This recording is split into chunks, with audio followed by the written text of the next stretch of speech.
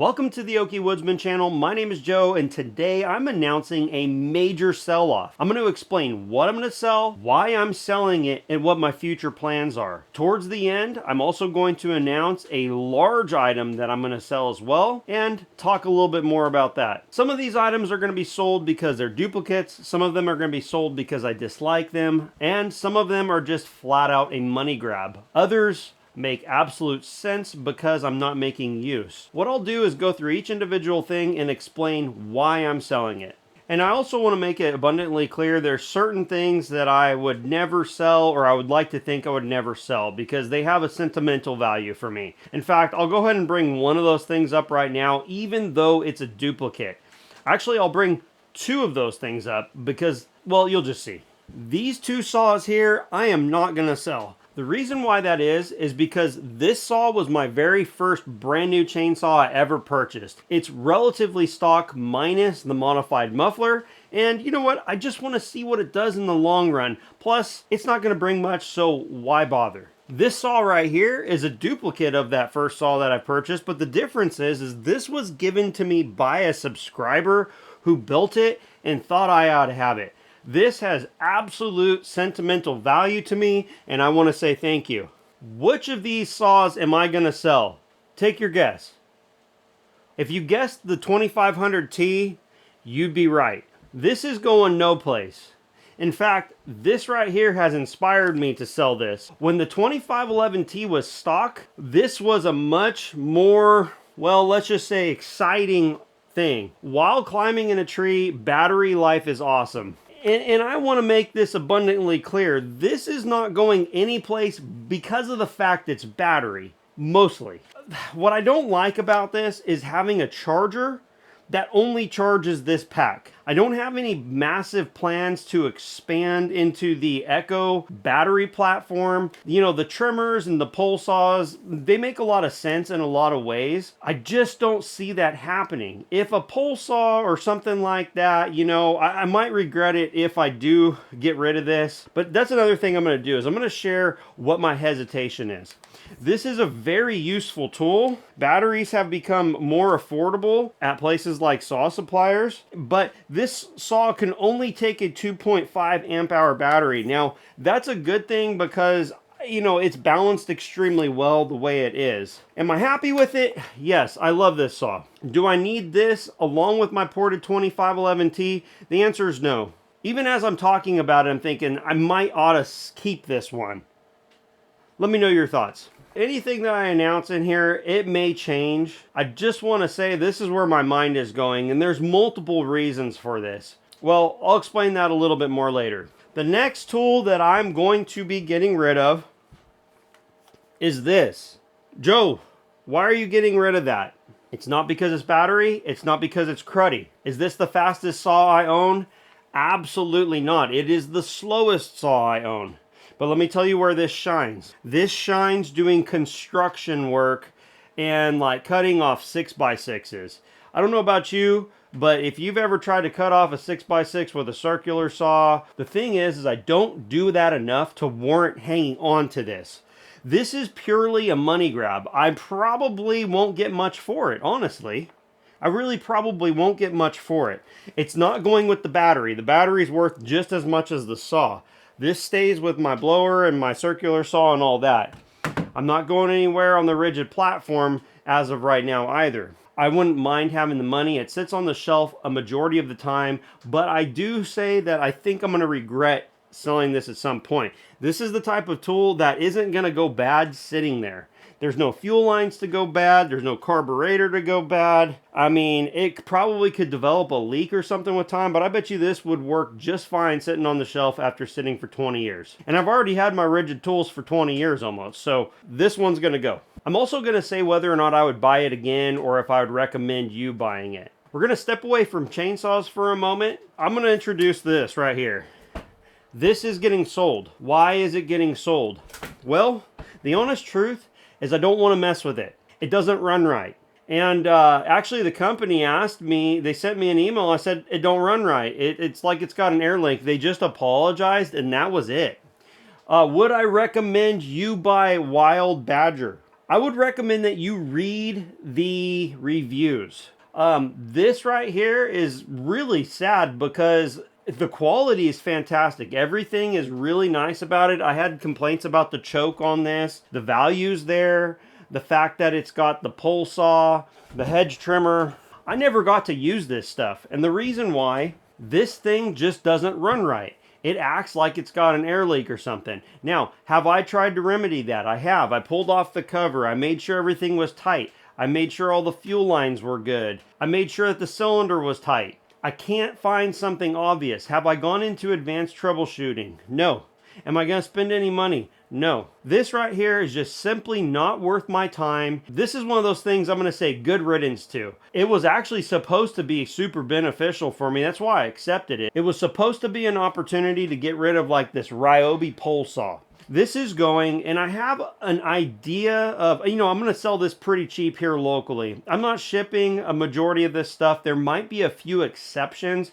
You would want to reach out to me via email, but really, shipping just eats up so much of the value for you and I. If I can sell it locally, and if there's value locally, it's going to go. This is going to be sold, and I'm going to state what's wrong with it. And it's not going to go for expensive. I can tell you that right now. Another non-chainsaw item that is going to go. This right here. Now, this is an entirely different story from the Wild Badger. 100%. This is my Proyama brush cutter. I don't have anything but good things to say about it. My only complaint is that the strap that it comes with is pretty cruddy, but it works. I think that there's a lot of value in this kit. It's always worked right, started correctly, never failed me out in the field. I loved that I was able to put my Echo speed feed head on it, and it was a usable tool. So why am I selling it? These handlebars make it a pain in the neck to store. I've got a 16 by 16 building that I work out of, and really I've got an 8 by 16 space that I can utilize for the channel and for all of this sort of stuff. I've got other trimmers, and I've got something else coming that isn't here yet, and I think it's going to take its place. I might have a couple things coming that might take its place. Would I recommend that you buy this? I don't have any problem with this Proyama tool based on my experience. It's done everything I've needed it to do. It started up just fine after a season of sitting there not in usage. This will make a good brush cutter for someone here locally. Am I going to regret selling this? I could, but I have on my SRM 2620, I have this brush cutting attachment on here. So this is going to do most of what I want to do. And I think the other tool that I have coming will solve the need for this. This one's not necessarily a good riddance. It's just that it served its time well here, and I wouldn't mind having the money out of it. This next one kind of hurts, but I'll explain why. Well, actually, first I'll explain kind of like why I'm doing this. I've already explained I have a lack of space. Everyone could utilize a little bit extra money, but my business on this YouTube channel certainly has a lot to do with bringing exposure, making use of tools, and for example, I can share behind me, I've got a bunch of chainsaws, I've got chainsaws underneath here. I can just tell you right now that if I have a favorite saw, it's my 562 XP. Okay, if I have a single favorite saw, it's this one right here. And what's funny about that is I have the most negative videos about that saw, and that's the honest truth. If you've been following me for a long time, you know that. If you've been looking up a 562, you probably have seen my videos. Regardless, what I can say is this. Now that the saw seems to be like worked out and everything, it's the most fun saw that I can run. I really do. Actually, I want to talk about a saw that I do regret, significantly regret selling or actually trading. It's my ported 660 from Aaron Lynch. I watched a video with my boy of that, and I'm like, what the heck, man? That saw was so good. Like, I had a 28-inch bar and big sycamore. And I mean, that saw, you could truly just lean on it, and it didn't just eat, it ate fast. And so that saw I miss. It was a clone saw. This saw right here, my 460, is what I traded for. And that has a story behind it. Unfortunately, the guy that I did the deal with, things went south because I made a video of showing the fact that this cylinder and piston had some scoring on it. I never blamed the guy, but he absolutely lit me up And that relationship has now been severed. If you're watching, I didn't mean for that to happen. I hope that that 660 was a good saw for you, or he probably sold it, I think. I don't know what he did with it. But the reality is I am very thankful to have this. And so the truth is that sometimes we sell stuff and we really regret doing so. You know, like that battery saw, I'm probably going to regret it, not from a fun standpoint, but from a usable standpoint. All right, so this next saw has some sentimental value to me. I'll just explain it right here. This bad boy is going to go, okay? So let me explain why it's going to go. It's not going yet. Okay, I have some content to shoot with this. My original 620 that was ported by Super Dave Outdoors is going to go. And the reason why it's going to go is I've got another one right there that was ported by Super Dave. It's newer. I believe it feels stronger. I like it a little bit more. I don't really like the full wrap on the 620. I like the Husky full wrap, like on my clone saw. That feels good, but I just feel like this handle gets in the way. I just don't prefer it. Now, this saw was, I'm gonna say that this saw was like the first saw that really kind of started my channel. I purchased it as an OEM alternative to the 372 clones. You know, early on, one of the earliest saws that I started the channel with was a Husqvarna 372 clone. I milled a log with it a long time ago. I really wasn't serious about YouTube back then. It's like 4 years ago. And then I didn't upload anything for like 2 years. What happened after that, I got back into it a little bit. I started filming because I bought a Husqvarna 545. That little Mark II auto-tune Husky saw was just so darn good. It was just so darn good. I got an itch to go OEM. And I bought this saw right here. It was the best value, and what it was going to do was replace my clone 372s, because everyone said the 620 is like 70cc power, you know, and it's a good value. The 620 has the 70cc weight of like a 372, but to me, it's not 70cc power. I've run a few different variations of the 620, and they're really cool, and they're very fun, and they're simple, they're reliable, and they're robust. And the best thing about them is they're a tremendous value. But I don't need two of them because I've already got that one. I like it with the half wrap handle. I like it with the 24-inch light bar. I don't really want to run it with a 27 or a 28-inch bar. It's not the best combo for what the saw is. Once you have like an MS460 behind me, and you got the 562, and I got a 395, and well, I got this right here. I kind of came full circle because the 620s were meant to replace what these were. Well, now that I've put this aftermarket muffler on it, I've base gasket deleted it, well, guess what? This saw actually really excites me. I actually really want to run this. And you know what? This is my full wrap handle here. I'm not thrilled with the carbon fiber look on it. I don't like that. I'd rather it be all orange. I'd rather it be black and cream or whatever. The reality is this saw is more fun to run than my ported 620. It's got more power, it's a similar weight, and this saw is not getting sold. My clone from TriStar Supply is just not gonna get sold. It's a platform for me. I've learned my lesson. I regret selling my last two 372 clones. I just absolutely do. That's all it's to it.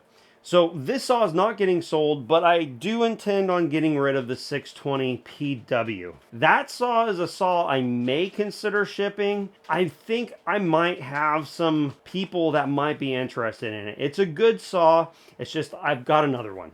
Before we talk about the big item that I'm intending on selling here pretty shortly, I want to address something. Would I ever sell this saw here? I don't think so. Okay, and the reason why is an OEM 044 or 046, or in this case an MS460, I know it's not as desirable as an 046 or an 044, but at the same time, it's pretty darn valuable, and this saw overall is in pretty good shape. This is gonna stay. I think I want to keep this because, you know, part of having a YouTube channel is having views and having relevant things. Understand, You know, well, I'll give you an example. An MS 400.1. That saw will get way more views than running this MS 460. But I'm going to keep this MS 460 because, well, it's just a darn great tool. All right. So some of the things I have, like this right here, I would rather this at this point be a Mark II version because I think they've proven themselves to be very good, but it's still an absolutely wild machine. It's fairly relevant, but if it was a Mark II, it would be even more relevant. Just take a look down here. This is not mine. That right there, that $395, I'm not going to sell that. My kids got that for me for Father's Day from another channel, Boys in the Woods. Matt cut me a fantastic deal on that, so that's not going to go anywhere. So that one, like I said, I'm going to hang on to that one. I'm going to walk you over to the next thing that I'm planning on selling, and the reason, well, I'll make some sense of it here in a moment, and I'm going to explain why. This one actually really pains me. It actually really pains me. I've been talking for a couple years as if I was going to do something with this, and I just haven't. I'm going to sell this. This just makes sense for me to sell. Look at this. I put a bag over it. The bag's been ripped. Why am I selling it? It's not that I don't want to mill. It's not that I don't like the machine. This is purely, the reason why is I want to put it here, but I've got a ton of dirt work to do up here. We're wanting to build a shop. And let's walk over here. This is relevant to what I'm talking about here. Part of why I'm wanting to sell this stuff is to fund the channel in a way. So my channel has a budget of like basically the money that the channel brings in, I have been in a mode of reinvesting it. Well, ever since the beginning. Any money that this channel brings in gets reinvested directly into the channel, and it's been awesome. We've got big projects coming, I think. By the way, I don't know if this video will come out after, but we are well on our way. Boy, that railing looks strange. The reason why that looks strange is actually shooting off at an angle, so it's not unlevel. That's actually perfectly level. We're getting the house done because we are seeking and thinking about putting up a shop and a garage. Well, this area up here, I originally wanted to kind of cut some trees out and do it like we did our house, nestle a shop into here, but we sort of changed our mind. My wife and I just decided that we're probably going to remove every single tree you see in here, and that's actually a very painful thought, to be honest with you.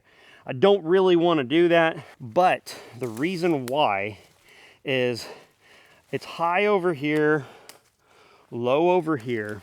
There is this is up quite a bit.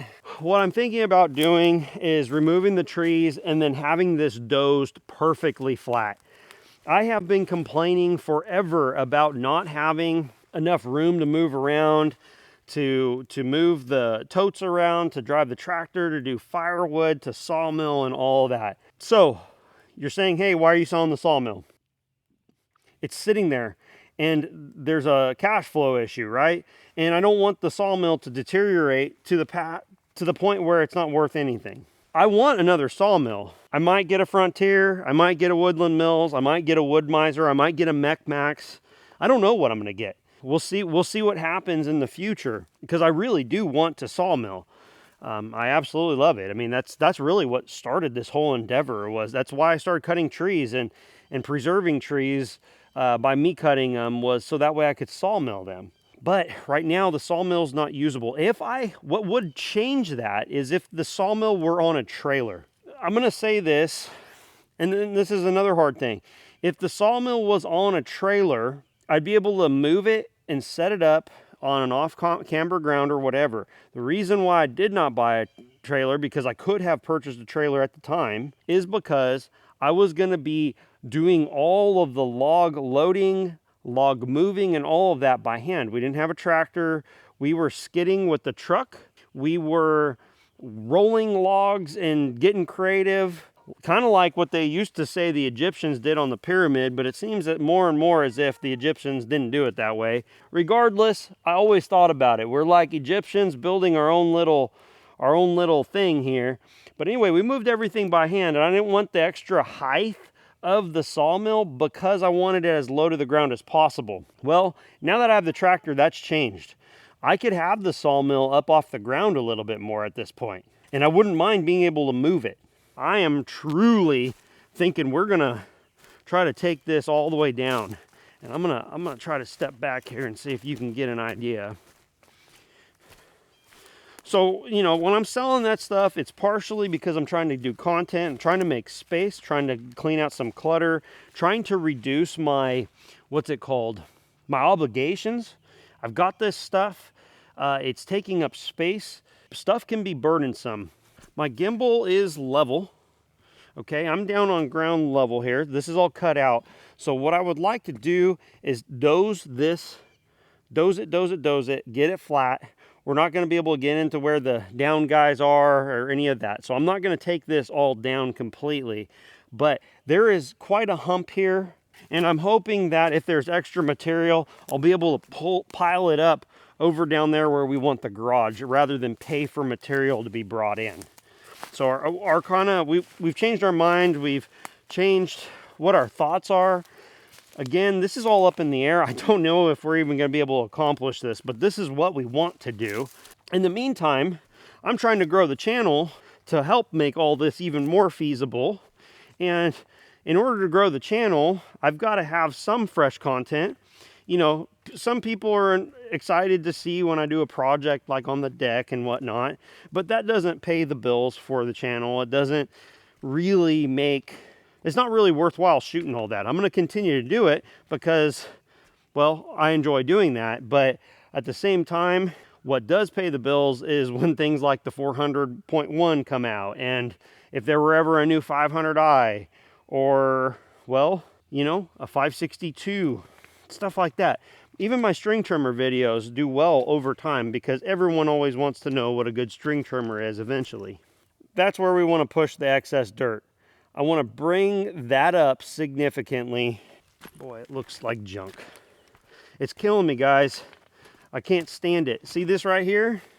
I mean, it's just bothersome. Anyway, see that my foundation coming out of the ground? That I want to get tucked up inside, you know, get the dirt piled up around it. My air conditioner is going to have to be lifted up. And I'm going to try to fill this in here to create a large 2-car garage or something like that. And the goal up here would be to try to get a 60 by 40 spot with sufficient space around it to make it usable. And the other thing I'd like to accomplish is get that all nice and graded because we're going to wipe out literally every tree up here. I want to replant some beautiful types of trees like, you know, some maples, probably some pines. I'll try to get some of my pines back in the ground in there, but I want to try to make it a little bit more, just a little bit nicer. So we have some plans, we have some dreams and goals. And so that's partially why I'm selling some stuff. I wanted to share all of that to give you kind of some insight as to what I'm thinking and why. Also wanted to take the opportunity to share would I buy those things again, share some problems that I've had and so forth. I'm looking forward to what's coming. I'm looking forward to what I'm trying to also have come. And guys, I also want to know, what would you like to see? If I were to purchase another saw, what's your vote? Okay? My long wish list is a 550 XP, a 562 Mark II, a 572, a 592, the new 400.1, and probably a 500i. Everybody's had a 500i forever. You know, you see 592s out there. I just love Huskies. I just love them. I mean, if I had the appeal to a 500i over a 592, because there's like a similar price, is strictly weight. You know, it's slower. I feel like slightly more fragile, and it's more expensive. It's way more expensive. And really the benefit is weight, but you know, a 572, they've been out for a little while. I've never run one. I want to run Mike's.